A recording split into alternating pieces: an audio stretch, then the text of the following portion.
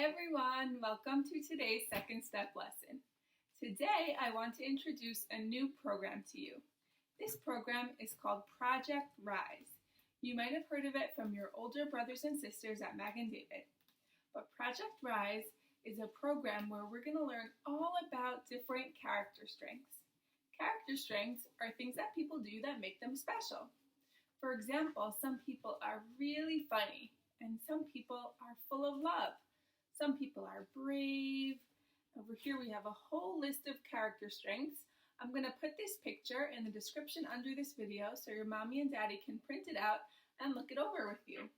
Some of the other character strengths are bravery, love, gratitude, hope, humor, that means being funny, honesty. There's so many great ones here that I think your mommy and daddy will really like looking over with you. Today, we're going to talk about bravery. We're going to talk about what it means to be brave. So I brought a special book to read to you today. This book is called Big and Brave by Mandy Archer. 3, 2, 1, blast off!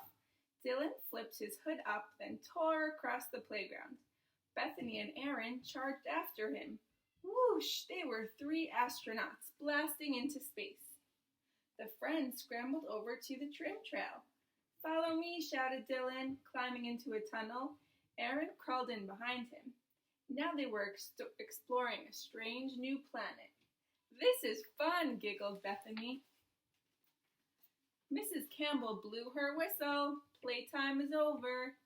Do we have to come in now, grumbled Dylan. We're being astronauts. You do, I'm afraid. It's time to start our lesson. Make a line, please, Cedar class, she replied. When they were in their classroom, Mr. Sullivan held up a big book with the star on the front. Who likes space stories, he asked. Put your hands up. Everyone's hands flew in the air. Cedar class was space crazy. They had been doing a class topic on space. Oh, said Mr. Campbell, pulling up her chair. Mrs. Campbell, I'd like to listen to this story too. Mr. Sullivan began to read. Once upon a time, there was a little green alien. Dylan giggled his bottom lip, then pulled a silly face. I'm an alien, he wibbled. Abby and Ella burst into giggles. Dylan made them laugh. When the story was over, Mrs. Campbell had some news. Next week is our class assembly, she explained, and we're going to put on a show. What sort of show? Wondered Daisy aloud. Why don't we tell the little green alien story, Mr. Sullivan suggested. Cedar class loved that idea. There were whoops, cheers, and lots of funny alien voices. Only Aaron stayed quiet.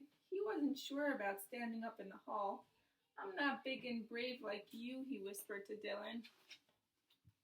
Joey and Bethany fetched the dressing-up box. Mrs. Campbell checked her list to see what they would need.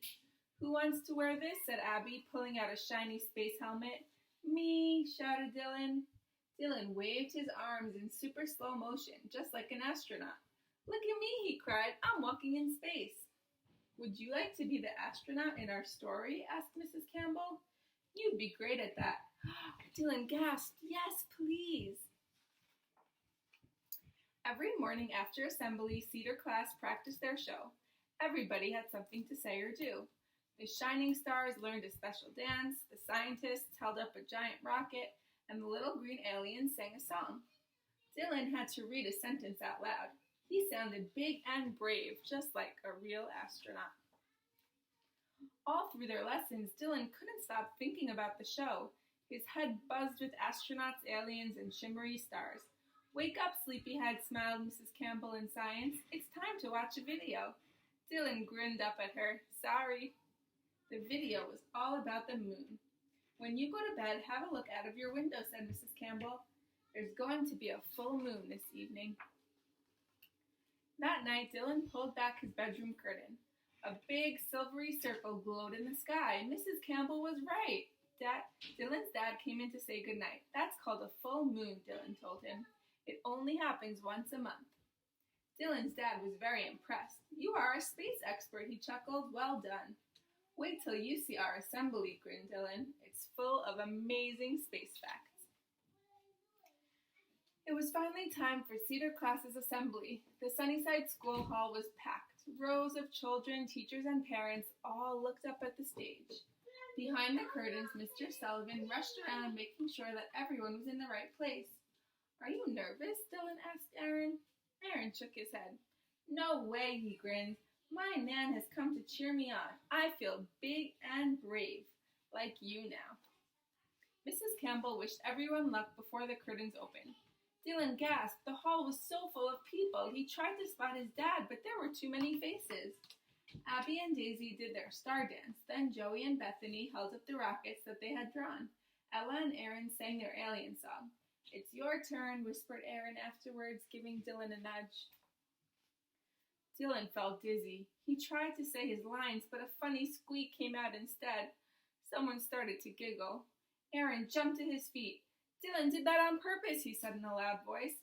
"Astronauts can't talk. There's no air in space." Everybody clapped. Aaron had saved the assembly. When it was all over, Dylan gave Aaron a big hug. "I felt really scared," he said, "but you helped me feel brave." Aaron smiled. That's what Cedar class friends were for. The end. These boys in this book learned how to be so brave, and I want to give you an activity to do that will teach you how to be brave also. I want you to all make something called a courage cup. Courage is very similar to brave. It means doing something even if you're scared to do it. So I want you to cut up little pieces of paper, or you can use popsicle sticks or whatever you have at home, and on each one write something that you're scared to do. I'll give you some examples of what I wrote. I will watch a thunderstorm. I will ask for help. I will stay in my bed all night. I will taste broccoli. I will jump on a trampoline. And I will take a shower. These are some things that kids might be scared to do. But I want you to put some things that you're scared to do in your courage can or your cup, whatever you have.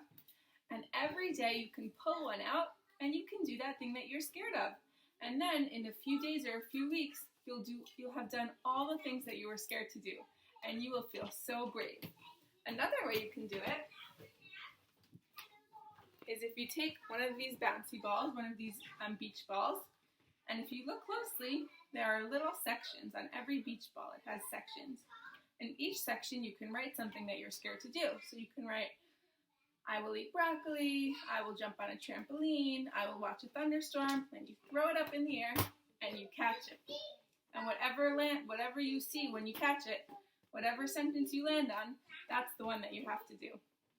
And once you have done all those things, you'll have nothing left to be scared of anymore, and you will be so brave.